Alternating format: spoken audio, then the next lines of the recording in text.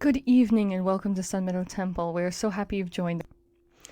Thence Hymenaeus, clad in a saffron robe, passed through the unmeasured tract of air and directed his course to the regions of the Ciconians, and in vain was invoked by the voice of Orpheus. He presented himself indeed, but he brought with him neither auspicious words, nor joyful looks, nor yet a happy omen. The torch, too, which he held, was hissing with a smoke that brought tears to the eyes, and as it was, it found no flames amid its waving. The issue was more disastrous than the omens, for the new-made bride, while she was strolling along the grass, attended by a train of naiads, was killed, having received the sting of a serpent upon her ankle. After that, the Rhodopean bard had sufficiently bewailed her in the upper realms of air that he might try the shades below as well. He dared to descend to Styx by the Tenarian gate, and amid the phantom inhabitants and ghosts that had enjoyed the tomb. He went to Persephone, and him that held these unpleasing realms, ruler of the shades, and touching his strings in concert with his words, he thus said, O ye deities of the world that lies beneath the earth, to which we all come at last, each that is born to mortality, if I may be allowed, and you suffer me to speak the truth, laying aside the artful expressions of a deceitful tongue, I have not descended hither from curiosity to see Tartarus, nor to bind the full throat of the Medusian monster bristling with serpents, but my wife was the cause of my coming, into by whom a serpent trodden upon by her diffused its poison and cut short her growing years. I was wishful to be able to endure this, and I will not deny that I have endeavored to do so. Love has proved the stronger. That God is well known in the regions above. Whether he be so here too, I am uncertain. But yet I imagine that even here he is, and if the story of the rape of former days is not untrue, 'twas love that united you two together. By these places filled with horrors, by this vast chaos, and by the silence of these boundless realms, I entreat you, weave over again the quick-spun thread of the life of Eurydice.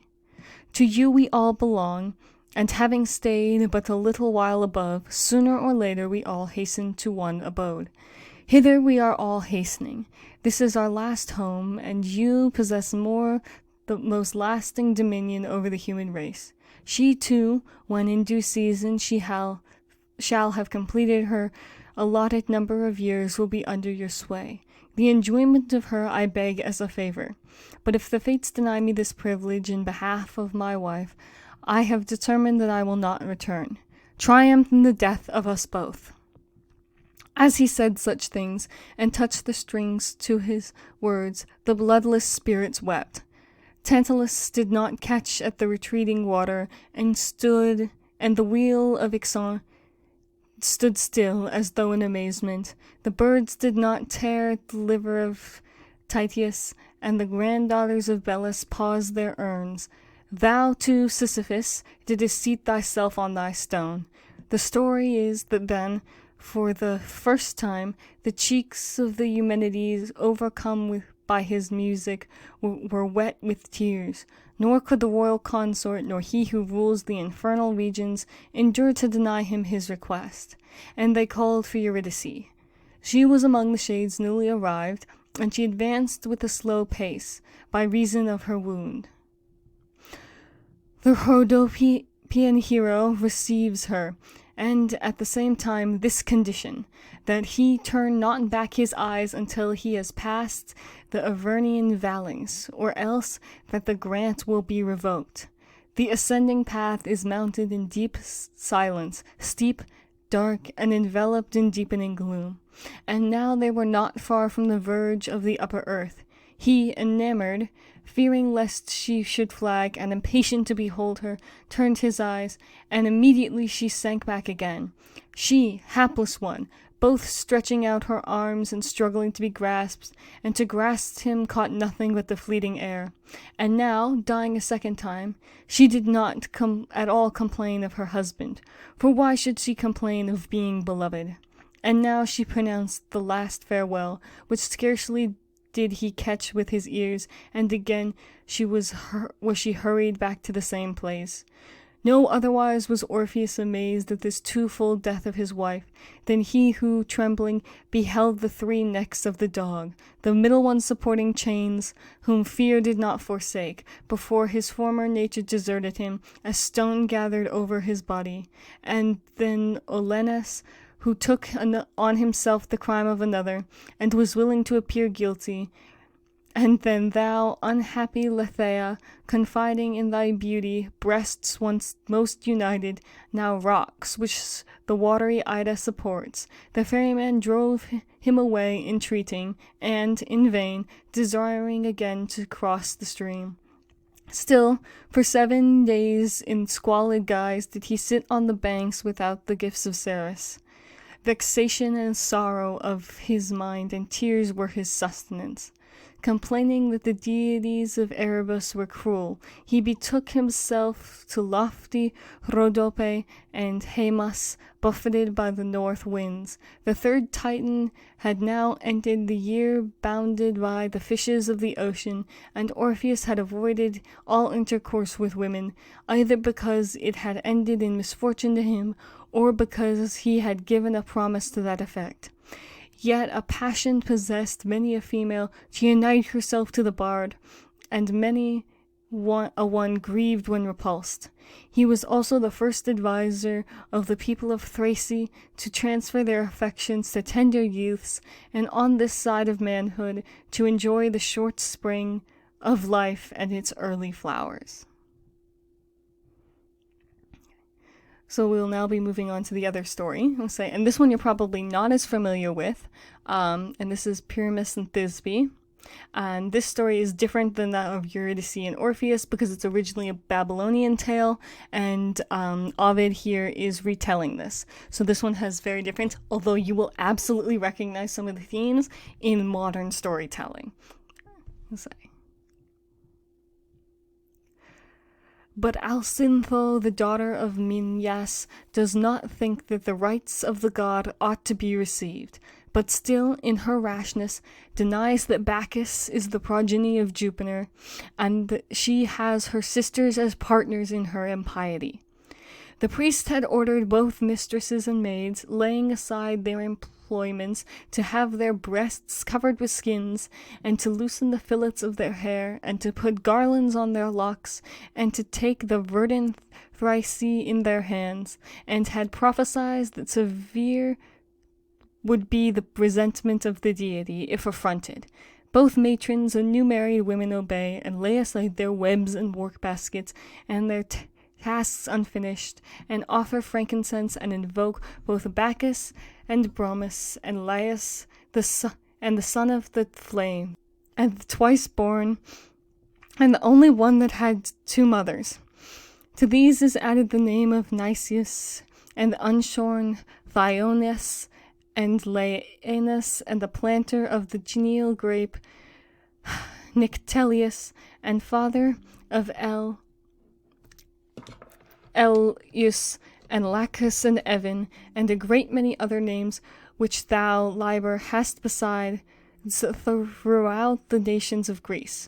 For thine is youth everlasting, thou art a boy to all time, thou art beheld as the most beauteous of all in high heaven, thou hast the features of a virgin, when thou standest without thy horns. By thee the east was conquered, as far as the swarthy India is bounded by the remote Ganges. Thou, God, worthy of our veneration, didst smite Pentheus, and axe-bearing Lycurgus, sacrilegious mortals. Thou didst hurl the body of the Etrurians into the sea. Thou controllest the neck of the lynxes yoked to thy chariot, graced with the painted reins.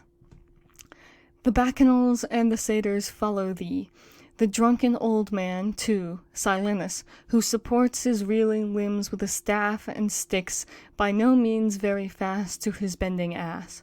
And wherever thou goest, the shouts of youths, and together the voices of women and tambourines, beaten with the hands, and hollow cymbals resounded, and the boxwood pipe with its long bore. The Smenian matrons ask thee to show thyself mild and propitious as they celebrate thy sacred rites as prescribed. The daughters of Minyas alone, within the doors, interrupting the festival with unreasonable labor, are either carding wool, or twirling the threads with their fingers, or are plying at the web, and keeping the handmaidens to their work. One of them, as she is drawing the thread with her smooth thumb, says, "While others are idling and thronging to these fanciful rites, let us, whom Pallas, a better deity, occupies, alleviate the useful toil of our hands with varying discourse, and let us relate by turns to our disengaged ears, for the general amusement, something each in our turn that will not permit the time to seem long." They approve of what she says, and her sisters bid her to be the first to tell her story. She considers which of many she shall tell, for she knows many a one, and she is in doubt whether she shall tell of the Babylonian Dercetus, whom the people of Palestine believe to inhabit the pools with thy changed form, scales covering thy limbs, or rather how her daughter, taking wings, passed her later years in whitened torrents, or how a naiad, by charms and too potent herbs, changed the bodies of the young men into silent fishes until she suffered the same herself. Or how the tree which bore white fruit formerly now bears it of purple hue from the contract of blood. This story pleases her, this because it was no common tale. She began in manner such as this, while the wool followed the thread. Pyramus and Thisbe, the most beauteous of youths, the other preferred before all damsels that the East contain, lived in adjoining houses, where Semiramis is said to have surrounded her lofty city with walls of brick. The nearness caused their first acquaintance, and in their first advances in love. With time their affection increased. They would have united themselves too by the tie of marriage, but their fathers forbade it, a thing which they could not forbid. They were both inflamed, with minds equally captivated. There is no one acquainted by it, by nods and sighs. They hold converse. And the more the fire is smothered, the more, when so smothered, does it burn. The party wall, common to the two houses, was cleft by a small chink, which it had got formerly when it was built. This defect, remarked by no one for so many ages, you lovers, what does not love perceive, first found one, and you made it a passage for your voices, and the accents of love used to pass through it with the gentlest murmur. Oftentimes, after they had taken their stations, Thisbe on one side and Pyramus on the other, and the breath of their mouths had been mutually caught by turns, they used to say, "Envious wall, why dost thou stand in the way of lovers? What great matter were it for thee to suffer us to be joined with our entire bodies? Or if that is too much, that at least thou shouldest open for the exchange of kisses. Nor are we ungrateful. We confess that we are indebted to thee, that a passage has been given for our words to our loving ears." Having said this much in vain, on their respective sides, about night, they said farewell, and gave those kisses to each on their own side, which does not reach the other side. The following morning had removed the fires of the night, and the sun with its rays had dried the grass wet with rime, when they met together at the wonted spot. Then, first complaining how much low murmurs, they determine, in silent night, to try to deceive their keepers, and to steal out of doors, and when they have left the house, to quit the buildings of the city as well, but that they may not have to wander, roaming in the open fields, to meet at the tomb of Ninus, and to conceal themselves beneath the shade of a tree. There was a lofty mulberry tree, very full of snow-white fruit, quite close to a cold spring. The arrangement suits them, and the light, seeming to depart but slowly, is buried in the waters, and from the same waters the night arises. The clever Thisbe, turning the hinge, gets out in the dark and deceives her attendants, and having covered her face, arrives at the tomb, and sits down under the tree agreed upon. Love made her bold. Lo! A lioness approaches, having her foaming jaws besmeared with the recent slaughter of oxen, about to quench her thirst with the water of the neighboring spring. The Babylonian Thisbe sees her at a distance. By the rays of the moon, with trembling foot, she flies to a dark cave, and while she flies, her veil falling from her back, she leaves it behind. When the savage lioness has quenched her thirst with plenteous water, as she is returning to the woods, she tears the thin covering, found by chance, without Thisbe herself, with her blood-stained mouth. Pyramus, going out later than Thisbe, saw the evident footmarks of a wild beast in the deep dust, and grew pale all over his face. But as soon as he found her veil, as well dyed with blood, he said, "One night will be the ruin of two lovers, of whom she was the most deserving of a long life. My soul is guilty, 'tis I that have destroyed thee, much to be lamented, who bade thee to come by night to the places full of terror, and came not hither first. Oh, whatever lions are lurking beneath this rock, tear my body in pieces, and devour my accursed entrails with ruthless jaws." But it is the part of the coward to wish for death. He takes up the veil of Thisbe, and he takes it within himself to the shade of the tree agreed on, and after he had bestowed tears on the well-known garment, he gives kisses to the same, and he says, "Receive now, O draught of my blood as well," then plunges the sword with which he is girt into his bowels, and without delay, as he is dying, he draws it out of the warm wound. As he falls on his back upon the ground, the blood spurts forth on high, not otherwise than as when a pipe is burst on the lead decaying, and shoots out afar the liquid water from the hissing flaw, and cleaves the air with its jet. The fruit of the tree, by the sprinkling of the blood, are changed to a dark tint, and the root, soaked with the gore, tints the hanging mulberries with a purple hue.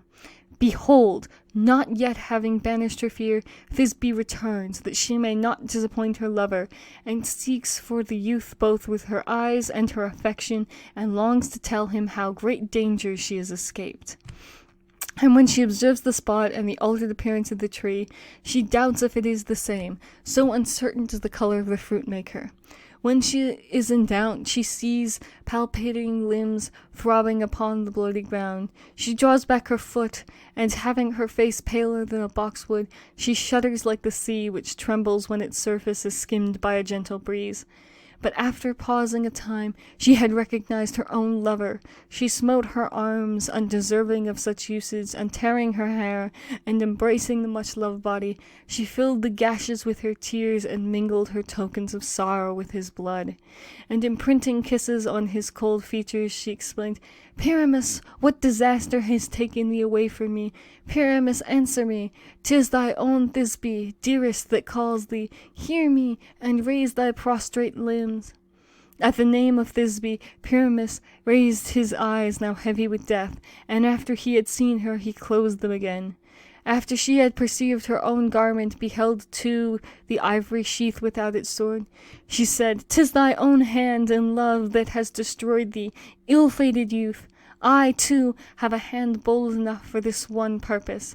I have love as well, and this shall give me strength for the wound. I will follow thee in thy death, and I shall be called the most unhappy cause and companion of thy fate. And thou who, alas, couldst be torn from me by death alone, shalt not be able even by death to be torn from me. And you, O most wretched parents of mine and his, be but prevailed upon in this one thing, by the entreaties of us both, that you will not deny those whom their constant love and whom their last moments have joined, to be buried in the same tomb.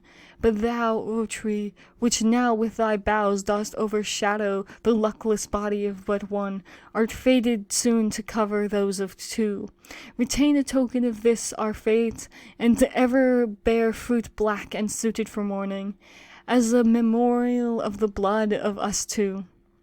Thus she said, and having fixed the point under the lower part of her breast, she fell upon the sword, which was still reeking with his blood. Her prayers, however, moved the gods and moved their parents, for the color of the fruit, when it has fully ripened, is black, and what was left of them from the funeral pile reposed in the same urn. So, continuing our discussion of companionship from last week, we now have two more retellings of stories by Ovid. I would say it's important to remember that Ovid is writing using the gods to criticize the society he's living in. And if you remember, in January, we read about how Cicero believed the social structure of Rome was organized, which started with the bond between husband and wife, then children and parents, siblings of their family, and so on. Think about how these stories, especially Pyramus and Thisbe, compare to later stories, such as the most obvious comparison being Romeo and Juliet, which is another story criticizing the adults and the society. In the last Observance, we read Ovid's version of the story of Daphne, where she eventually is forced to accept being used by Apollo despite desperately trying to escape from him. Does this compare to Juliet trying to escape from a marriage she is being forced into with an older man, which, of course, because they're dumb kids, being forced by adults results in their death? What does all of this say about the role of adults in society in the role of companionship? Do these roles prevent companionship as salvation from being actualized? What do you think would happen in these stories if these roles did not exist to interfere? Would Daphne still be running free in the woods? Would the gods have given Orpheus an impossible challenge if they were not enforcing the rules of life, symbolizing the rules of society?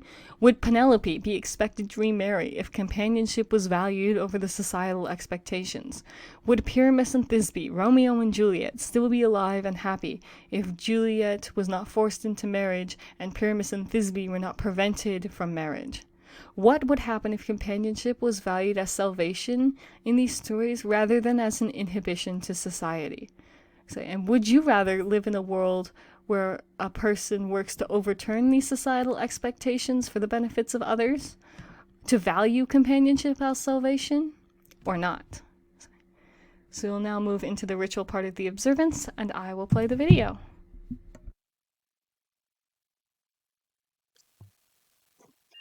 We leave this offering for our gods to symbolize our connection and devotion. We gift this rock to symbolize the stability of the gods in our world. We gift this water to accept the flow of our lives.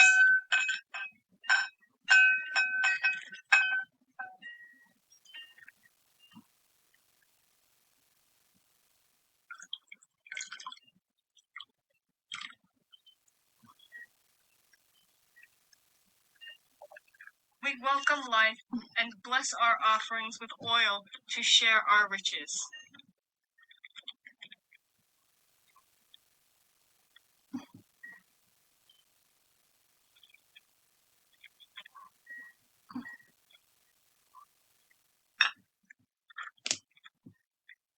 We embrace our connection to each other and the world and celebrate our revival.